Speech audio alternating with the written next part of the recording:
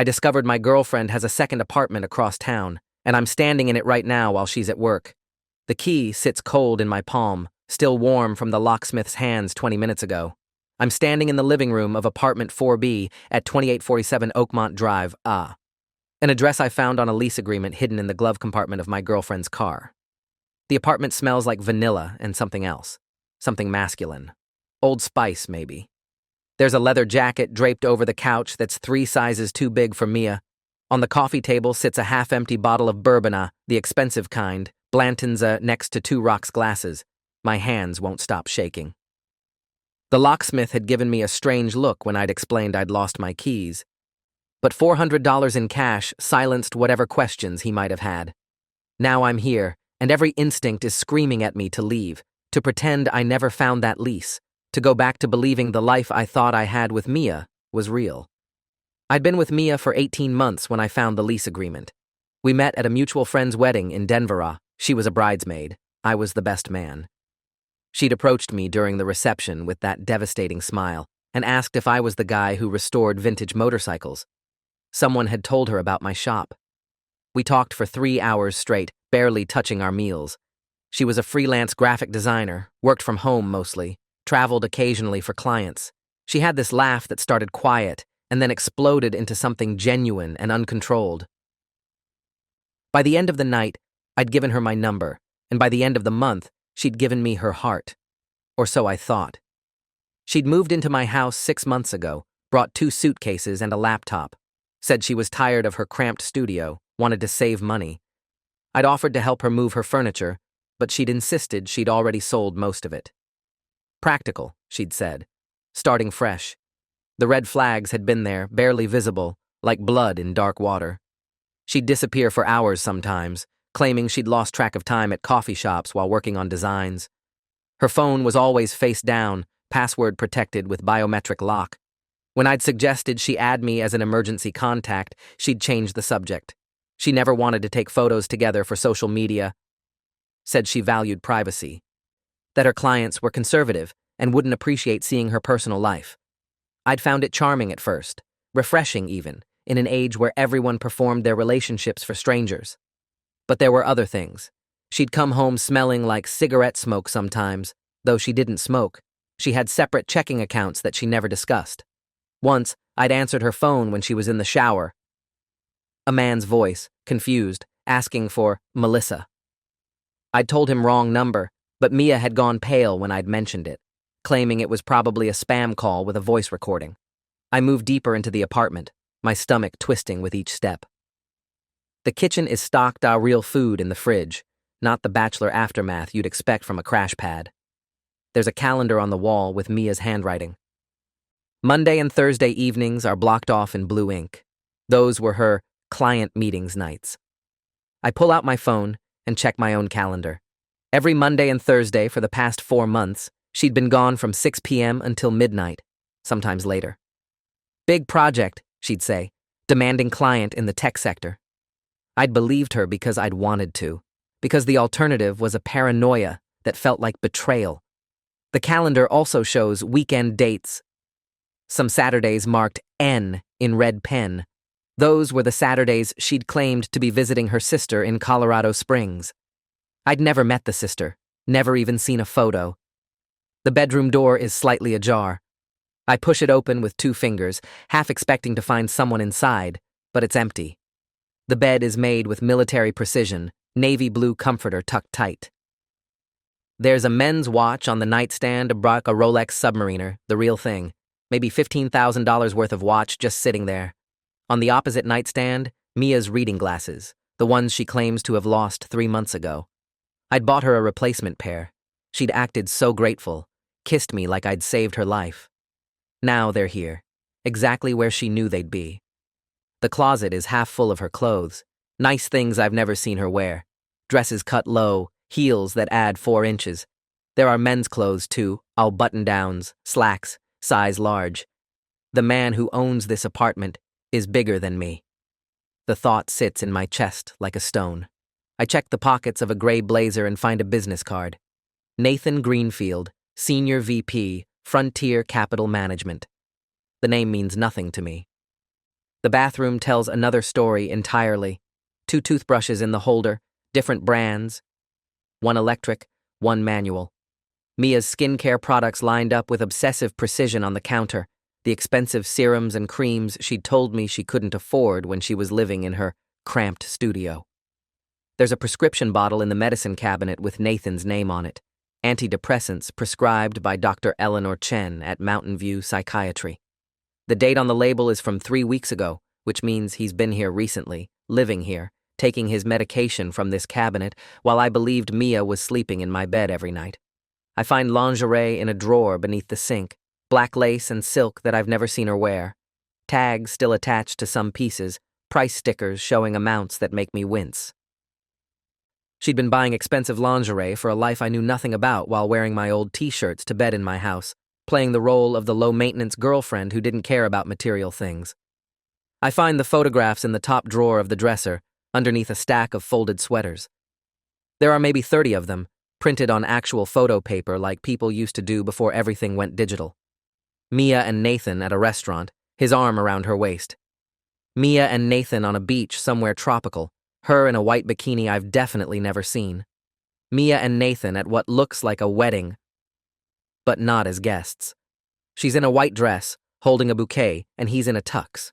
The photo is dated on the back in pencil, June 12th, 2021.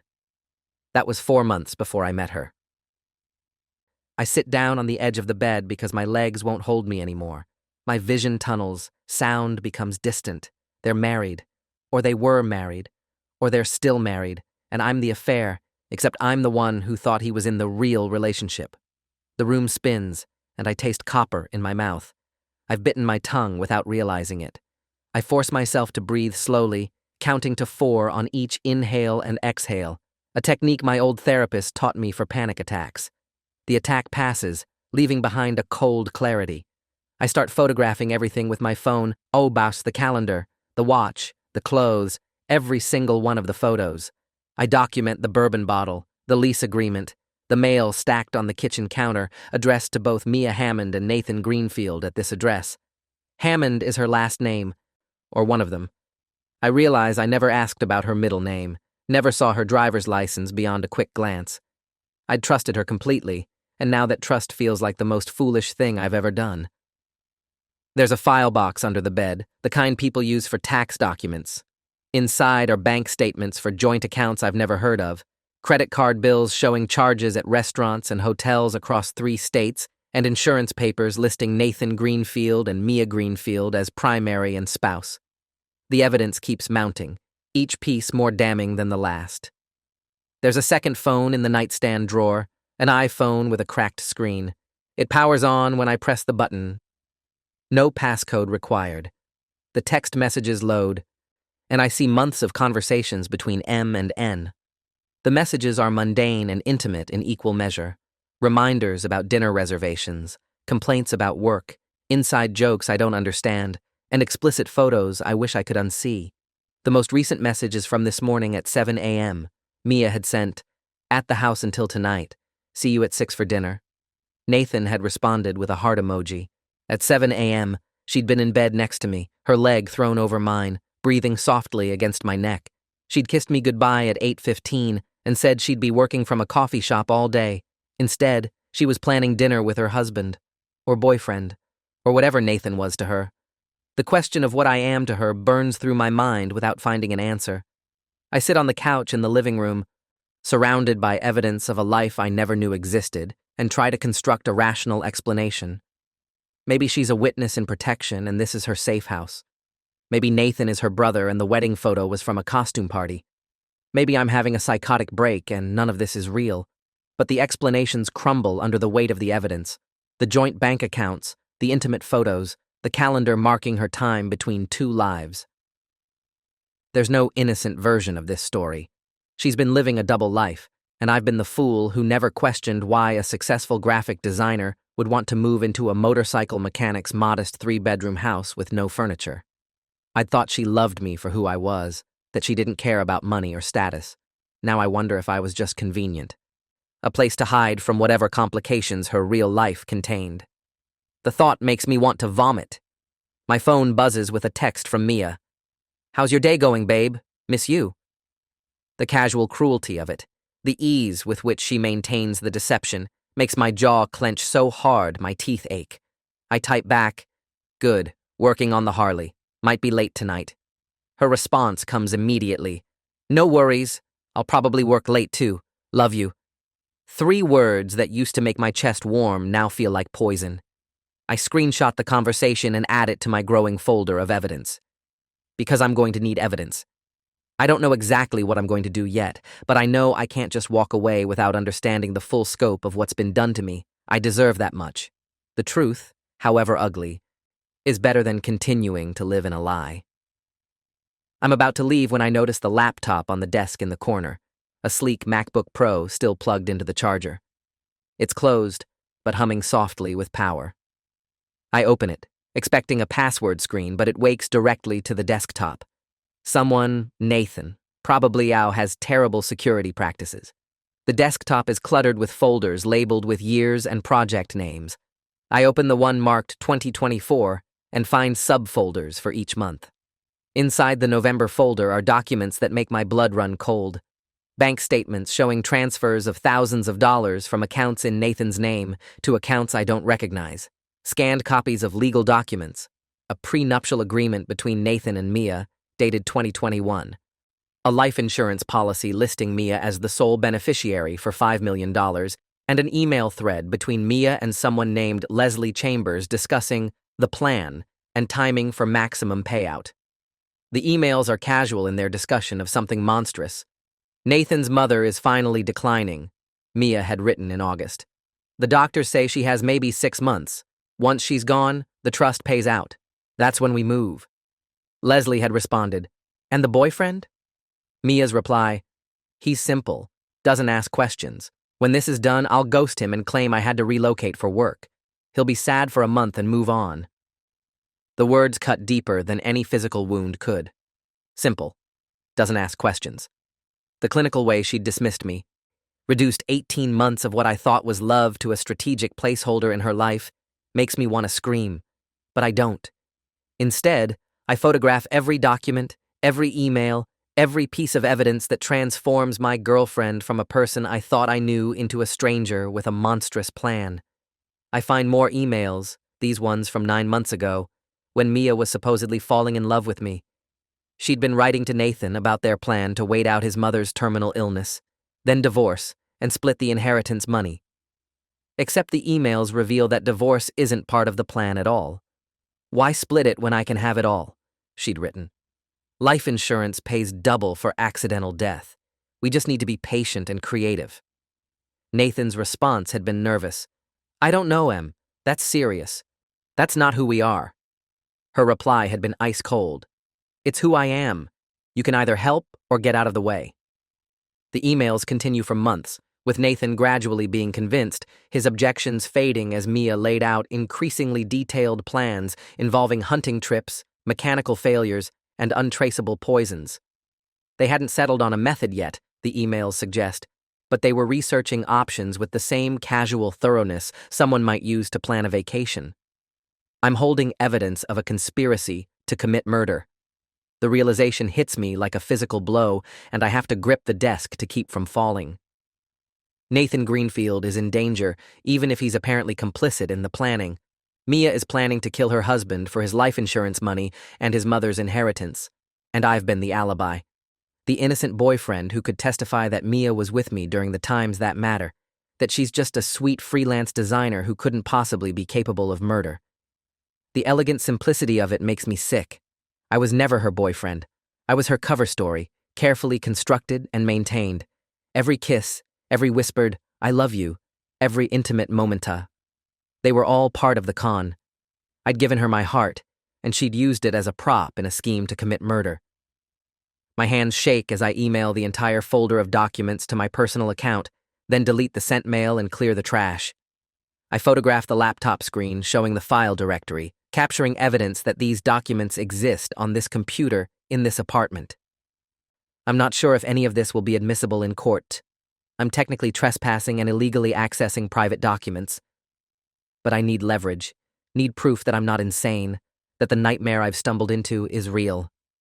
I close the laptop and carefully return it to exactly the position I found it, angled precisely the same way. I walk through the apartment one more time, making sure everything is exactly as I found it. The bourbon bottle, the leather jacket, the photographs return to their drawer. The only evidence of my presence is the missing key the locksmith made, which I pocket, and the digital photographs on my phone, which I back up to cloud storage immediately.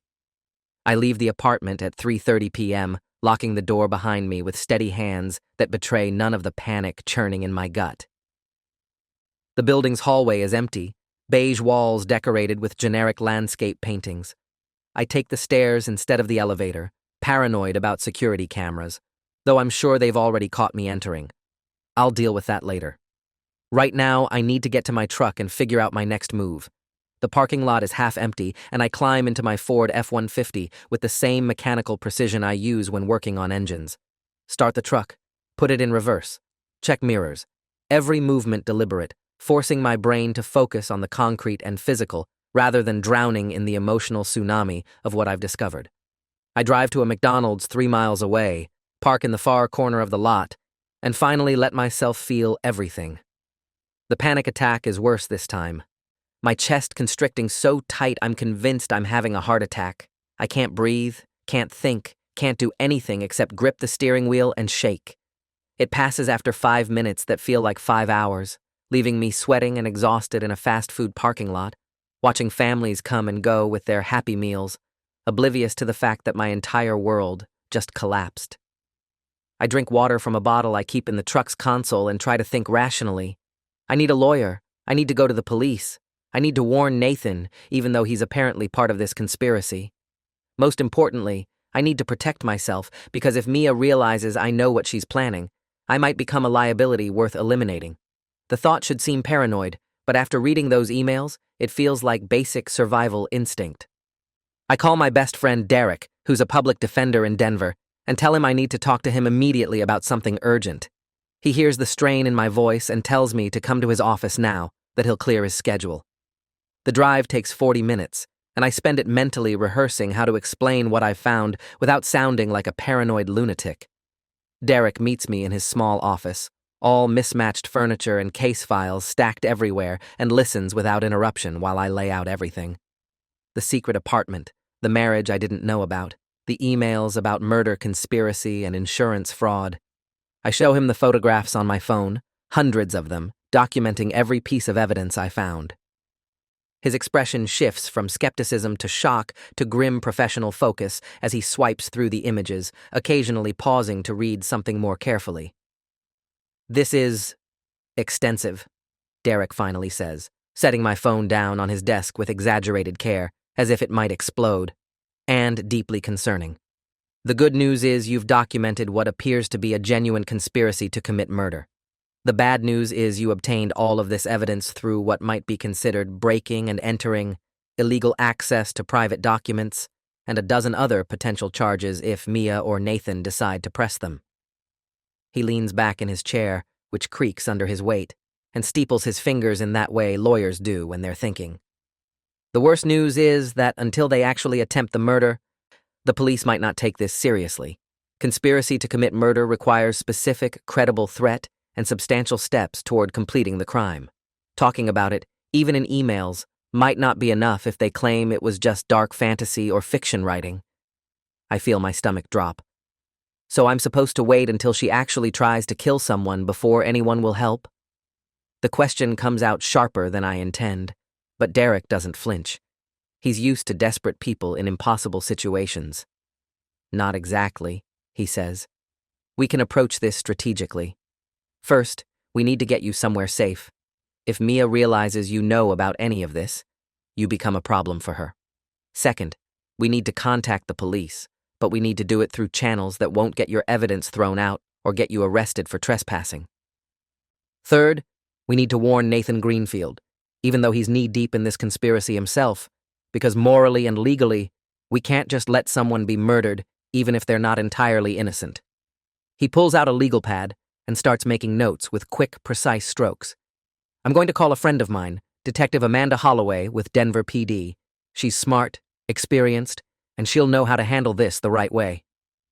Detective Holloway arrives at Derek's office 90 minutes later. A woman in her early 50s with steel gray hair pulled back in a practical ponytail and eyes that have seen too much to be surprised by anything. She listens to my story with the same patient attention Derek had given, occasionally asking clarifying questions. When did you first find the lease agreement? Have you ever met Nathan Greenfield in person? Did you touch anything in the apartment besides what you've mentioned? I answer everything honestly, including the fact that I paid a locksmith to break into an apartment I don't own and spent 2 hours photographing private documents without permission. She writes everything down in a small notebook, her handwriting cramped and efficient. When I show her the photographs on my phone, her jaw tightens almost imperceptibly, the only emotional reaction she allows herself.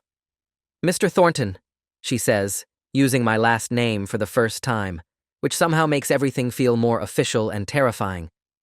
"What you've discovered is credible evidence of conspiracy to commit murder and insurance fraud.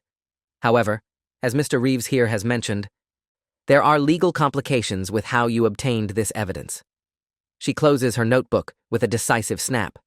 "That said, we have a potential murder plot in motion, which gives me latitude to investigate under exigent circumstances. The immediate danger to Nathan Greenfield's life supersedes normal evidence collection procedures. I'm going to need you to send me every photograph you took, and I'm going to need a formal statement from you. Then I'm going to need you to go somewhere Mia Hammond doesn't know about, and stay there until we've sorted this out. Do you have somewhere you can go?" I think for a moment. "My brother has a cabin up near Breckenridge. He's in Europe for work right now, but I have keys." Detective Holloway nods. "Good. Pack a bag with enough clothes for a week, take only cash for expenses, and don't tell anyone where you're going except Mr. Reeves here. Turn off location services on your phone. Don't contact Mia Hammond under any circumstances. If she reaches out to you, don't respond. Just forward the messages to me." She hands me a business card with her direct number written on the back in pen. "We're going to move fast on this. I'll be contacting Nathan Greenfield tonight to inform him of the threat and bring him in for questioning.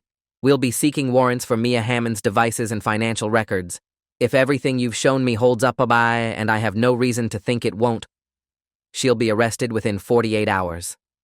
The relief I feel is short-lived, immediately replaced by a cold dread. What if she runs? What if she realizes something's wrong and disappears before you can arrest her? Detective Holloway's expression is grim but certain. That's why we move fast. I'm putting surveillance on her starting tonight. If she tries to leave the state, we'll know immediately. And Mr. Thornton, I need you to understand something. The woman you thought you knew doesn't exist. The Mia Hammond who slept in your bed and told you she loved you was a character she was playing. The real person is someone capable of planning a murder for financial gain. Don't try to understand her motivations, don't try to find the good in her, and absolutely do not try to confront her for closure.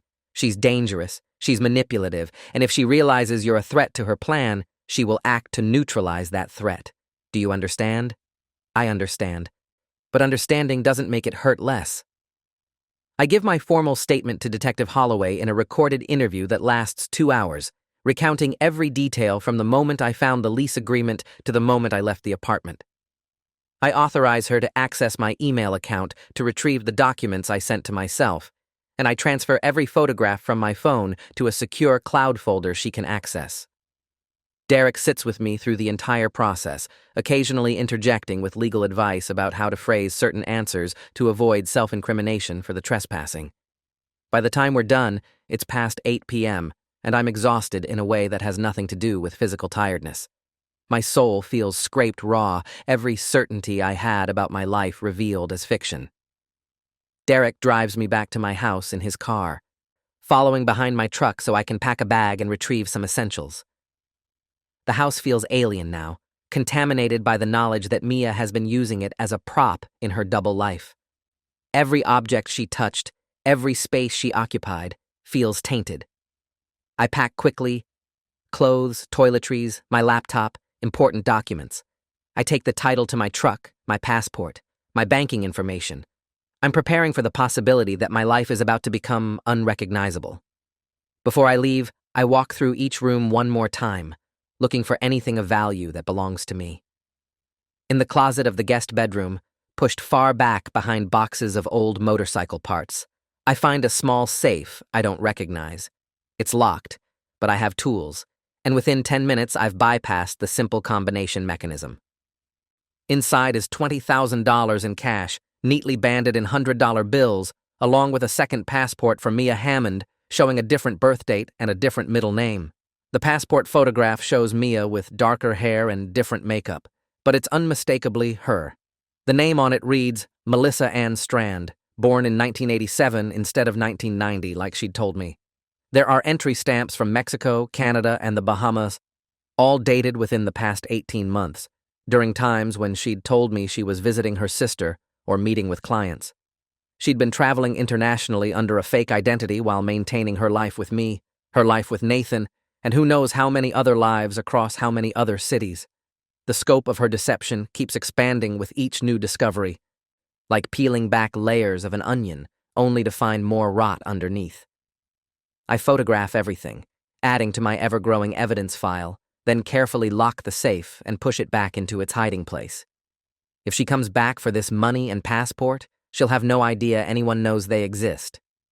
The strategic part of my brain is taking over, the part that thinks about leverage and protection, because the emotional part has shut down entirely to avoid a complete breakdown. I photograph the passport and the cash, then lock everything back up exactly as I found it. More evidence of premeditation, of planning for an escape after the murder.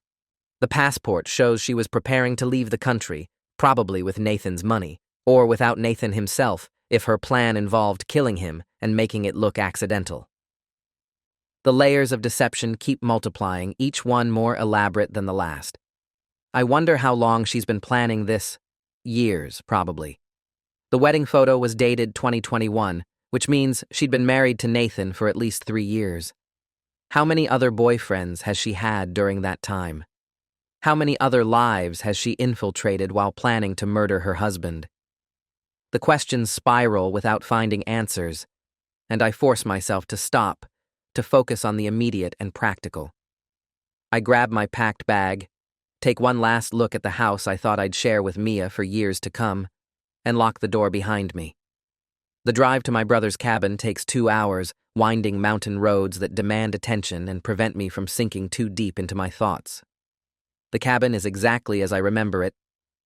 Small, rustic, with no internet and spotty cell service. It's perfect for hiding, for disappearing from the world while the police do their work.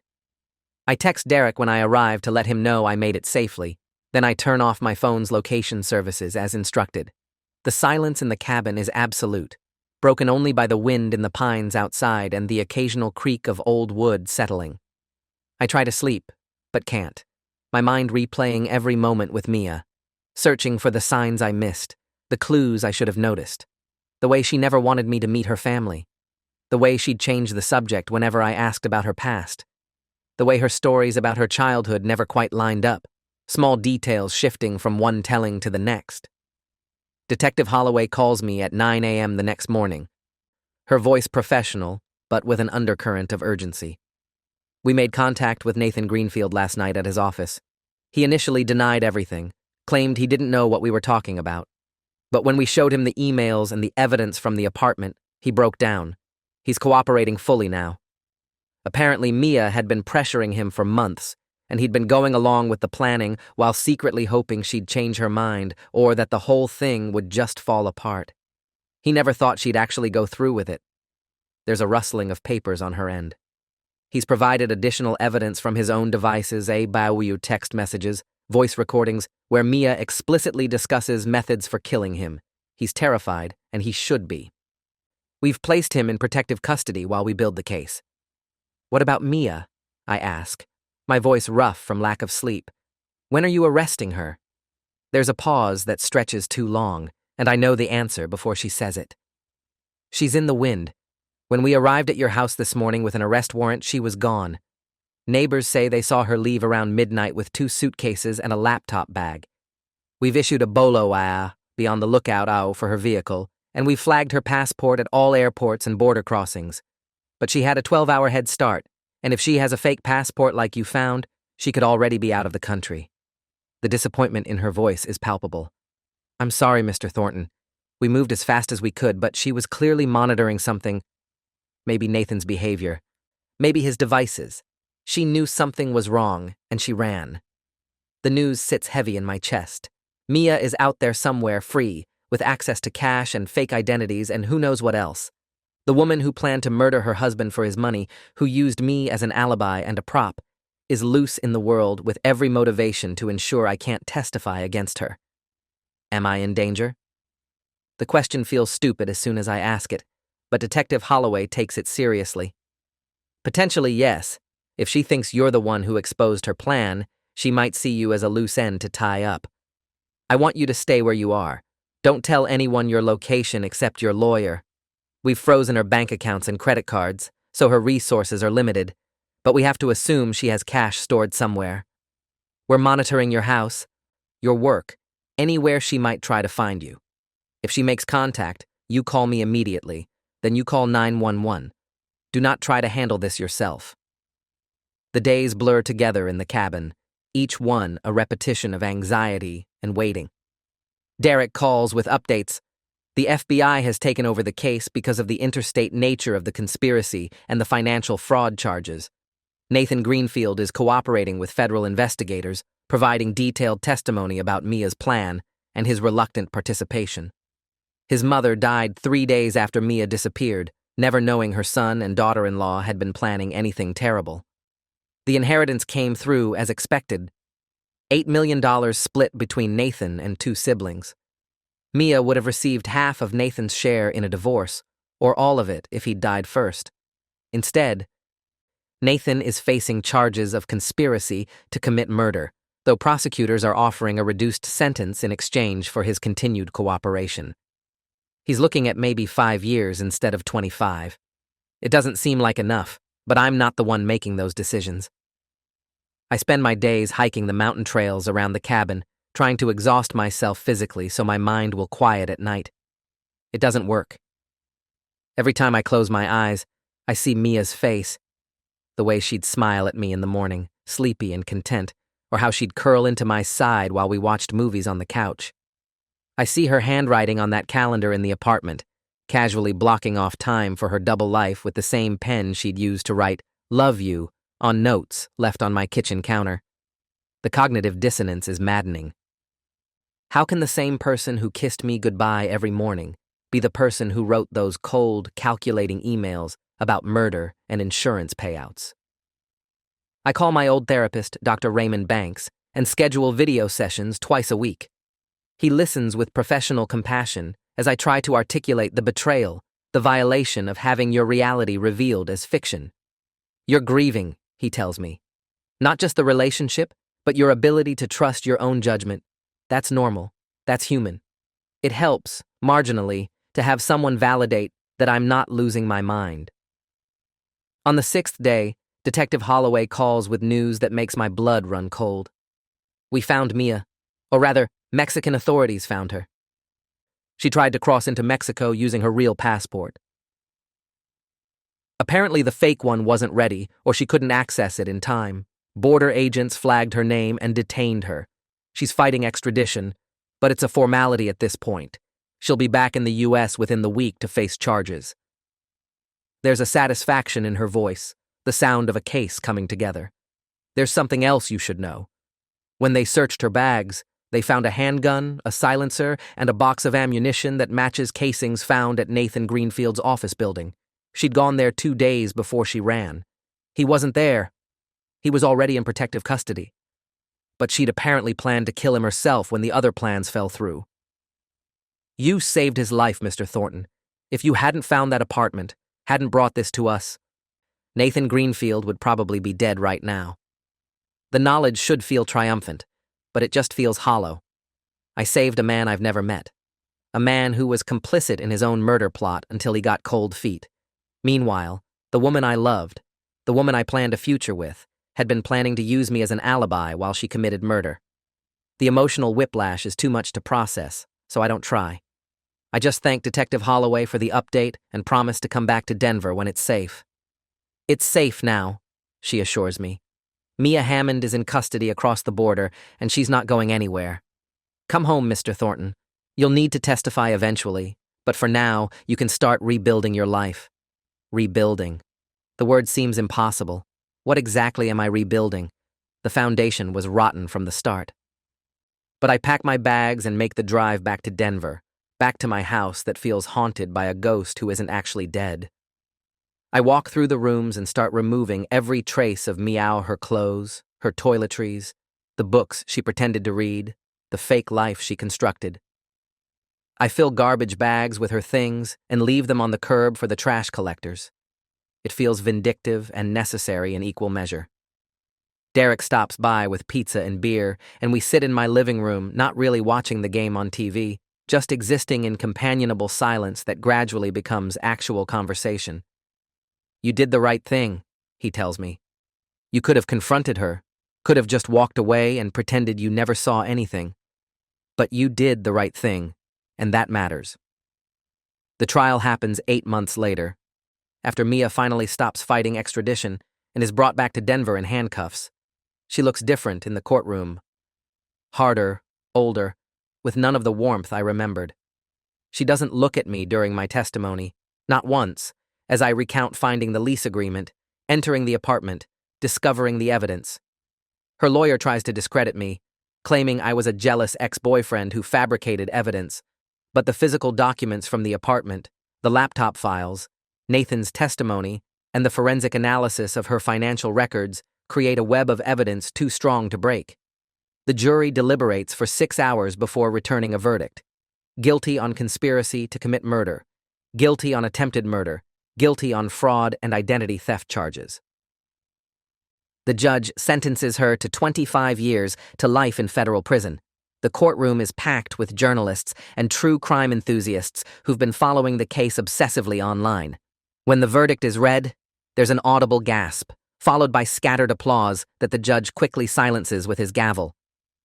I sit in the gallery between Derek and my brother, who flew in from London for the final day of trial, and I feel the weight of months of testimony and evidence finally resolving into something concrete. Nathan Greenfield sits across the aisle with his own lawyer, and when our eyes meet, there's a moment of shared recognition. We're both here because we trusted someone who exploited that trust with surgical precision. The prosecutor, a sharp woman named Jennifer Ortiz with 15 years of federal experience, had built a case so thorough that even Mia's expensive defense team couldn't find cracks in it. She'd shown the jury the emails, the fake passport, the murder weapon recovered at the border, the forensic accounting that revealed Mia had been systematically draining Nathan's accounts while planning his death. It was comprehensive, damning, and impossible to refute. I watch the bailiffs lead her away in chains, and I feel nothing. Not relief, not satisfaction, not even closure. Just a vast emptiness where love used to be, slowly filling with the careful work of healing. The trial makes national news, course. Woman planned to murder husband, used boyfriend as alibi. And for a few weeks I can't go anywhere without being recognized. But eventually, the story fades, replaced by newer scandals and tragedies. Life continues with its relentless forward momentum, indifferent to my trauma. I sell the house, too many bad memories, and buy a small loft near my shop. I throw myself into work, restoring vintage motorcycles with the same methodical precision I use to restore my own sense of self. Some days are better than others. A year after the trial, Nathan Greenfield reaches out through Derek, asking if we can meet. I'm reluctant, but curiosity wins. We meet at a coffee shop in Capitol Hill, and he looks as damaged as I feel, thinner, haunted, wearing his guilt like a visible weight. I wanted to apologize, he says without preamble, for my part in all of this, for being weak enough to go along with her plans, even if I never truly intended to let her go through with it. And for the collateral damage you suffered because of our toxicity. He stares into his coffee like it holds answers. She was different when I met her. Or maybe I was just different. Young and stupid enough to think her intensity was passion instead of pathology. By the time I realized what she was, I was in too deep to get out cleanly. He tells me about the early days of their relationship, how Mia had been charming and attentive, how she'd seemed to understand him in ways no one else ever had. She studied me, he says, his voice hollow, like I was a project. She learned everything I wanted to hear, everything I needed, and she became that person. By the time I saw through it, we were married, and she had access to everything. He'd tried to divorce her once, he admits, about a year into the marriage. She'd threatened to destroy his career, to accuse him of abuse, to expose business dealings that weren't quite legal. She had leverage on me, always. Every intimate moment, every confession, every mistake. She'd archived it all like ammunition. He'd stayed out of fear, then out of exhaustion, and finally because she'd convinced him that together they could secure their financial future in ways that divorce never would. She made it sound rational, he says. She made murder sound like a business decision.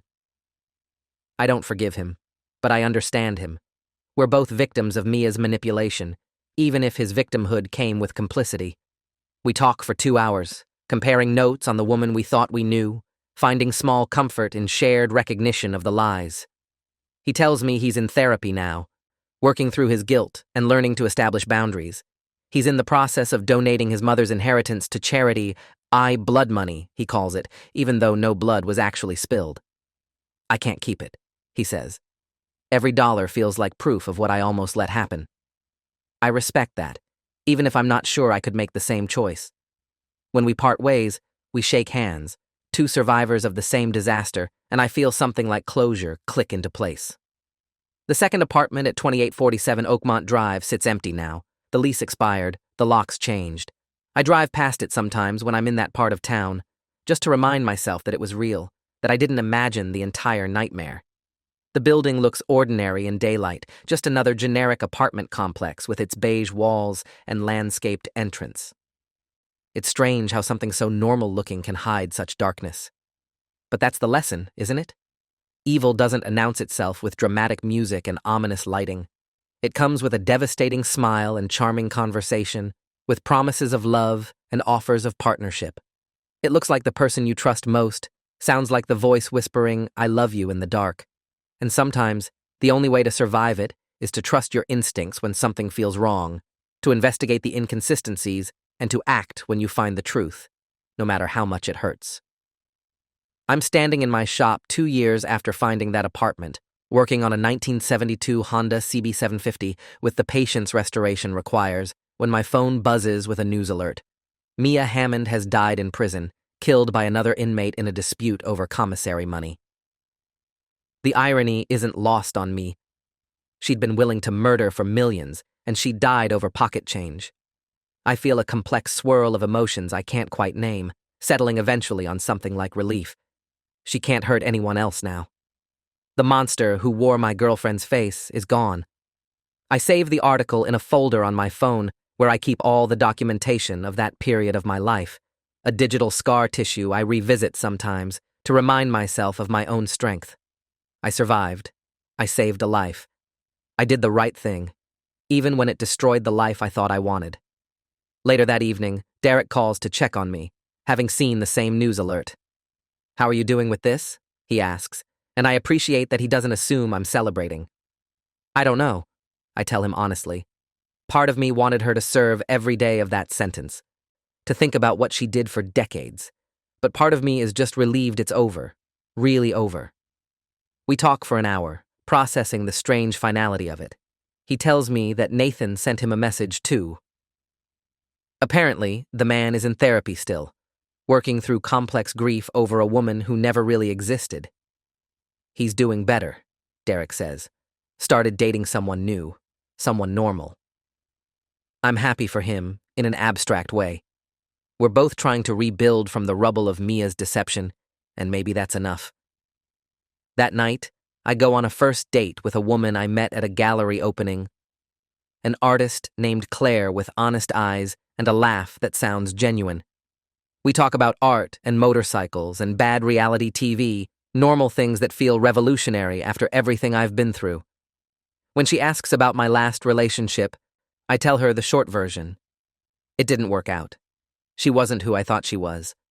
It's enough truth without being the whole truth, which I'll share eventually if this becomes something real. For now, it's enough to sit across from someone who seems kind, to feel the possibility of connection without immediate terror, to imagine a future that isn't defined by the past. The check comes, and I pay it without thinking about hidden apartments or double lives. just a man on a date, trying to believe in love again despite everything. It's harder than it should be, but not impossible. And that's enough for now. Thanks for watching till the end. Make sure to subscribe and like to not miss the next story.